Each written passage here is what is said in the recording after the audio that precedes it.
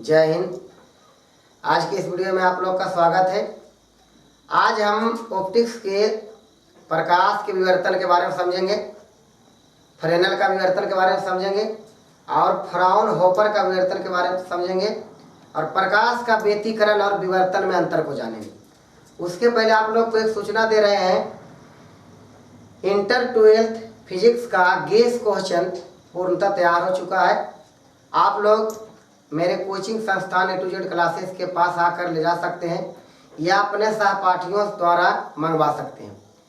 इस guess question में दीर्घोत्तरीय, लघुत्तरीय और वस्तुनिष्ठ तीनों प्रकार के क्वेश्चन और प्लस में आंसर भी दिया गया है।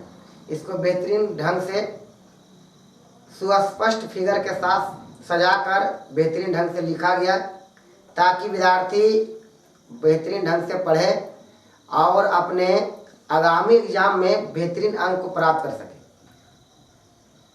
आप लोग के मेहनत जो भी हुआ है बहुत अच्छा हो रहा है और आगे भी कीजिए। और आप लोग को कामयाब करने के लिए हम एक कदम भी पीछे नहीं करेंगे, बशर्ते आप लोग को मेहनत जारी रखना है। अब हम पढ़ाई की कुछ बात करते हैं।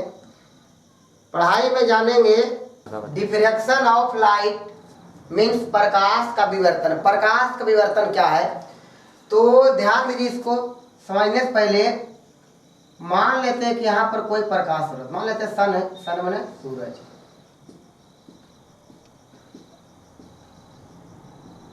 और यहाँ पर कोई पारदर्शी अवरोध है। अब पारदर्शी अवरोध है तो इसके प्रकाश के कारण इधर क्या होगा, छाया इसका बनेगा। ठीक। अब इससे जब प्रकाश आता है, इसमें प्रवेश करता है तो ये तो अपारदर्शी अवरोध है, तो प्रकाश इसमें प्रवेश ना करके इसके तीखे कोरों से मुड़कर इसके ज्यामितीय छाया में प्रवेश कर जाता है। जैसे कि प्रकाश इस तरह से मान लीजिए यहाँ है, यहाँ आने के बाद इसके ज्यामितीय छाया में प्रवेश करेगी इस तरह। तो ज्यामितीय छाया में प्रवेश किया, इसी को कहते हैं प्रकाश का विवर्तन। ये क्या है, ये है प्रकाश स्रोत। ये क्या है, ये है अपारदर्शी अवरोध है। ठीक। तो ज्यामितीय छाया में प्रवेश किया, इसी को क्या कहते हैं, प्रकाश का विवर्तन। ये क्या है, ये है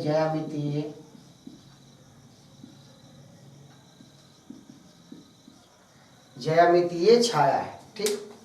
तो इसका परिभाषा बन जाएगा, जब प्रकाश तरंग किसी अपारदर्शी अवरोधक के तीखे कोरों से मुड़कर उसके ज्यामितीय छाया में प्रवेश कर जाता है तो इस क्रिया को प्रकाश का विवर्तन कहते हैं।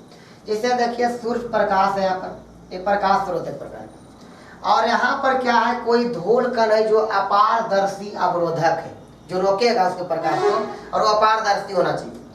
तो जब यहाँ धूल कण है तो सूर्य के प्रकाश कारण यहाँ पर ज्यामितीय छाया बनेगा। तो इससे प्रकाश आया और इसके तीखे कोरों माने इसके किनारे से मुड़कर इसके ज्यामितीय छाया में प्रवेश कर जाए, तो इसी घटना को कहते हैं प्रकाश का विवर्तन। इसी विवर्तन के कारण जितना बड़ा अवरोधक रहता है उसके वास्तविक छाया नहीं बन पाता, उसके छाया का आकार थोड़ा कम रहता है। क्योंकि यहाँ देखिए प्रकाश क्या है, इसके ज्यामितीय छाया में प्रवेश कर गया, जिस कारण से इसकी छाया जो है कम हो जाता है, मतलब छाया का आकार कम हो जाता है। ये मुख्य रूप से दो प्रकार के होता है, फ्रेनेल का विवर्तन और फ्राउनहोफर का विवर्तन। तो पहले जान लेते, इसमें लिख देते हैं प्रकाश विवर्तन दो प्रकार के होते हैं।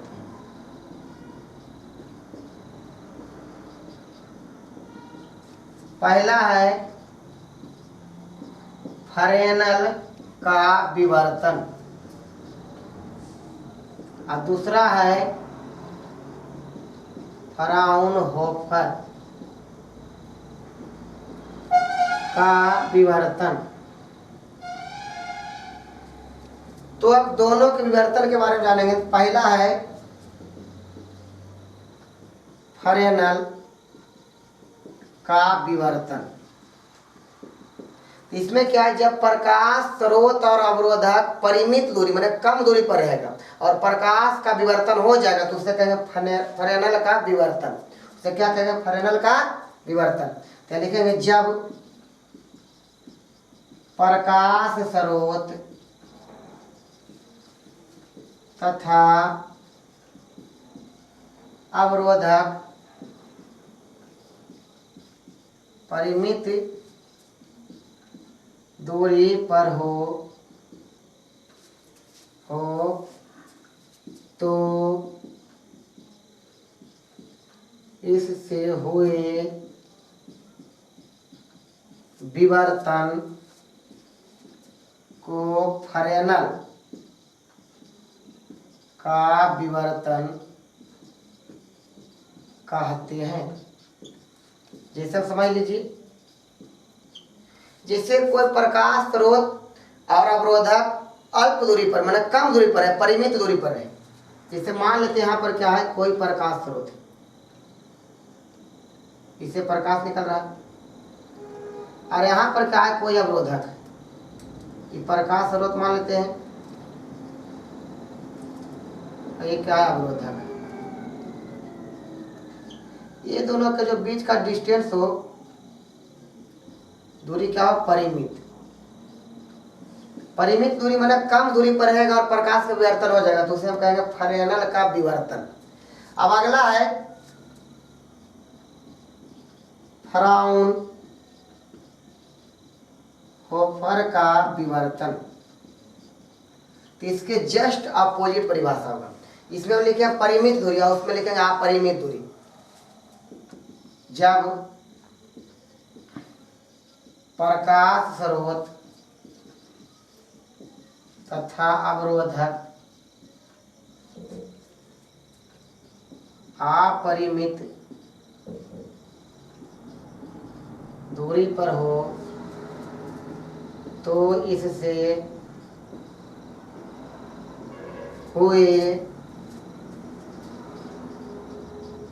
विवर्तन को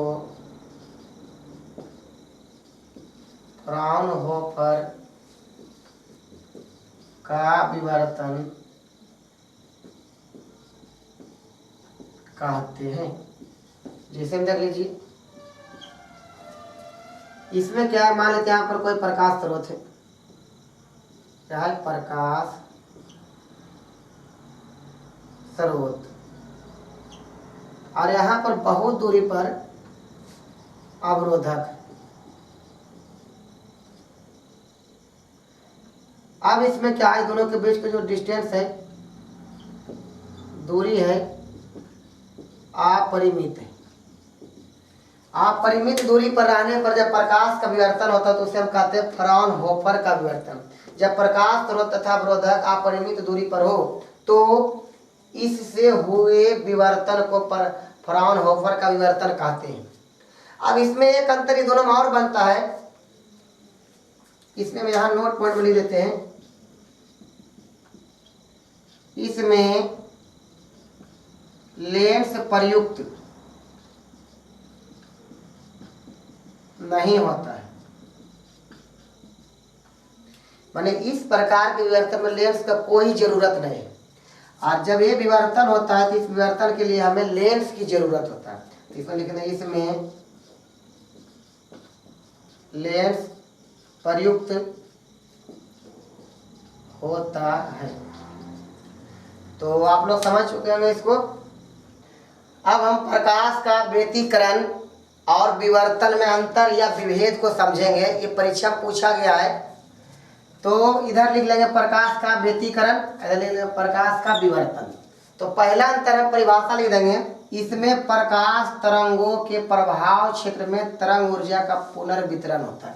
माने व्यतिकरण में प्रकाश तरंगों के प्रभाव क्षेत्र में, माने जहाँ तरंग माने इसका क्षेत्र ज्यादा होता है, प्रभावित क्षेत्र होता है, वहां पर तरंग ऊर्जा का पुनः वितरण माने बार बार एक ही तीव्रता आते रहता जाते रहता है। और इसमें प्रकाश तरंगे अवरोधक के तीखे कोरों से मुड़कर उसके ज्यामितीय छाया में प्रवेश करता है। दूसरा अंतर है, इसमें फ्रिंजों की संख्या देखो, फ्रिंजों माने क्या होता है, धारियों की संख्या क्या होती है, अधिक होती है, और इसमें फ्रिंजों की संख्या क्या होती है, कम होती है।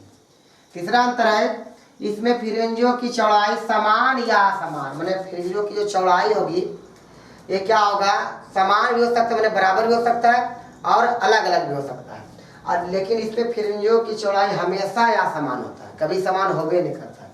तीसरा अंतर हो गया।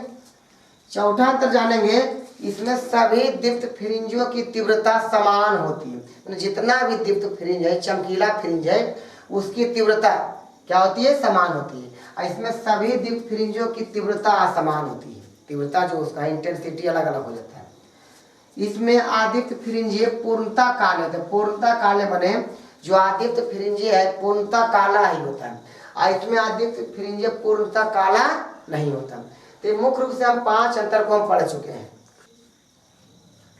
इस पूरे पढ़ाई में प्रकाश का विवर्तन परीक्षा में पूछा गया है, प्रकाश का व्यतिकरण और विवर्तन में अंतर भी परीक्षा में पूछा गया। तो आप लोग इसमें जो भी लिखा गया वो परीक्षा के लिए भी आई है, इसको बढ़िया से लिख लीजिएगा, पढ़ लीजिएगा, और कोई दिक्कत होगा तो फिर चैनल पे कमेंट बॉक्स में बताइएगा कि क्या प्रॉब्लम हुआ है, इसको हम आगे सुधार करने की कोशिश करेंगे। अब मैं अगले वीडियो में मिलूंगा। जय हिंद।